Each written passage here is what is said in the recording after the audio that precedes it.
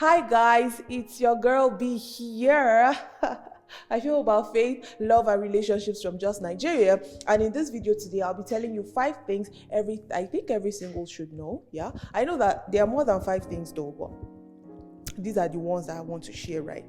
So the first is that what one cannot give you, another can. I know that a lot of us are stuck in relationships and we feel that, you know what, there's nobody that can love me like the way this person would love me. There's nobody that can give me all the time, all the affection, even if the person is not even giving you time. Nobody, like you just feel like it's just this one person that can give you all the love. Well, guess what? I was there at some point in my life that I felt like, you know what, it's only one person. This person I'm in a relationship with is the only person that can love me like I've never seen love like this. Hey, this is the only person. And if I let this person go, will I see this kind of love again?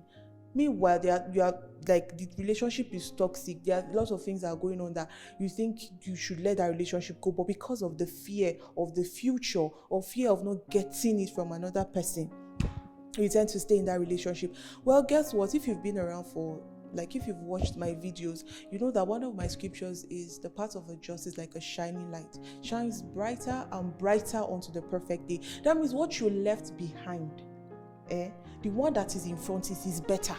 And it's applicable to your relationship. So much so that if you are in a relationship right now and you think that there's nobody that is going to love you like the way this person is, if you leave, well, let me shock you today.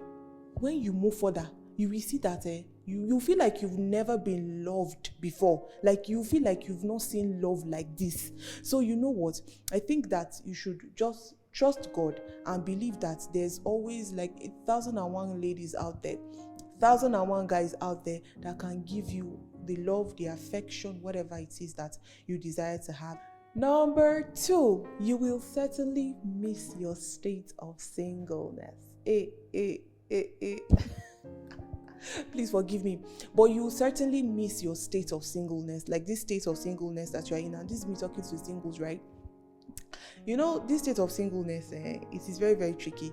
You know how you are in secondary school, in primary school, you just want to move from one level to another. Like when I was in primary school, I say, oh God, I wish I'll just be in secondary school. I've seen us in secondary school. In secondary school, I'm like, you know what, I wish I'll just be in the university. I'm in the university and I'm like, oh God, I wish I'm already a graduate. You know, that's one thing with we humans, right? We don't tend to want to enjoy the state that we are in right now. You know, instead of us to enjoy it, we are busy thinking about the future. You know, thinking about what the future holds for us. So knowing fully well that this state of singleness is going to be missed, like it's like, take it from me, you will miss this your state of singleness. I, for one, I love to talk about love, relationship, and marriages. And when I'm around people that are married, I love to ask a lot of questions. People that know me know this. I love to ask a lot of questions. And one of the things that these people will say is that, you know what, Beatrice, enjoy this state of singleness that you're in right now, because you will never get it back. You will never. Once you are married, it has gone. It has gone. You will have to deal with your other partner. This is your life. It's no longer your own again. You are now sharing it with another person. So I think that you should know that this state that you are in, instead of rushing to get out of it, walk with gallantry, like walk with your shoulders squared up. And you know what? Walk with it so that by the time you leave it, you know that I lived the way I wanted to live. You know. I lived the way I wanted to live, right? So that's number 2. Number 3, which brings me to the third point, which is live in the moment. Live in the moment. Don't procrastinate. Live in the moment. Like, I feel like we singles, we just think of, you know what, when I get married, I will travel the world with my spouse. When I get married, I'll go to so and so. When I get married, I will do so and so. When I get married, I'll do this, I'll do that. Well, guess what? Now that you are single, you can still do it. It's very, very possible. You want to travel the world with your spouse, start traveling now with yourself. Take yourself on that trip. You want to go on a lunch date and be snapping pictures and be doing whatever. Do it now that you are single. Only you. Do it. Like, it's a good thing. Do it. Don't wait that. Stop procrastinating things that you are supposed to do. You want to spend time reading the Bible. I'm like, okay, no, it's when I get married, me and my husband will just hold hands. We'll just be reading the Bible. He'll be explaining, I'll be explaining. We'll just be praying. You know, those kind of all those kind of things. Do it now. Now is the time to do it. Don't procrastinate it, okay? And the fourth point is marriage doesn't make life easier. Yeah, I said it. I said it. Marriage doesn't make your life easier. In fact, when you are single, you don't have anything to think about. Like a lot of us, like a lot of singles assume that, you know what, when I get married, everything will just be settled.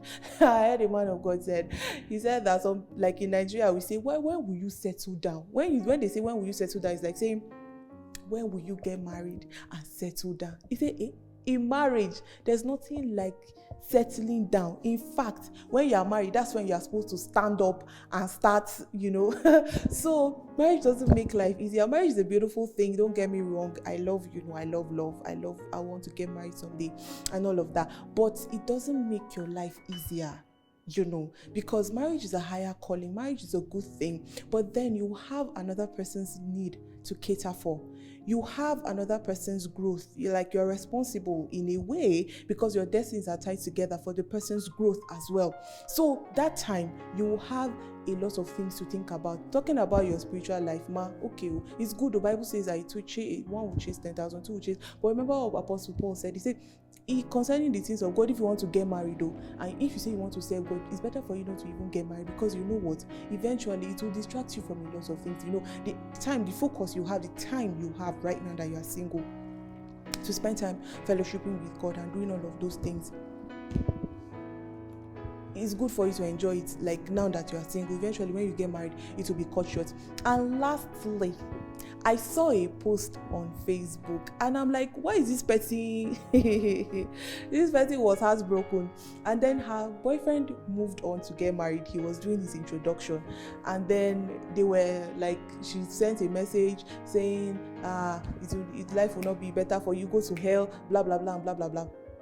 That you broke up, this is the point, that you broke up with somebody doesn't automatically mean that person is going to be poor, is going to be wretched, is going to live life miserably and all of that.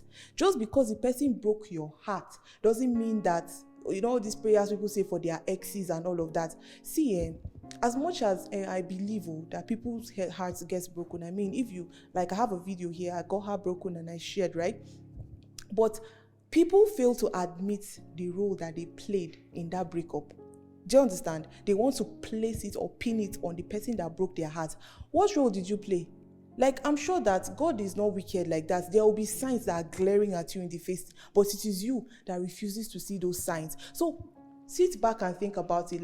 What part did I really play in this breakup thing? Do you understand? So wishing your ex bad, or wishing that, this person will not end well, or when you see the person prospering, you're all angry and all. A person is a child of God now. Just because the person break your heart doesn't mean that the person automatically ceases to be a child of God. So with that being said, I've come to the end of this video. If you have some points that you think that other people I should learn as well, put it on the comment section below, and please share this video. And I'll see you guys next week, Monday. Bye for now.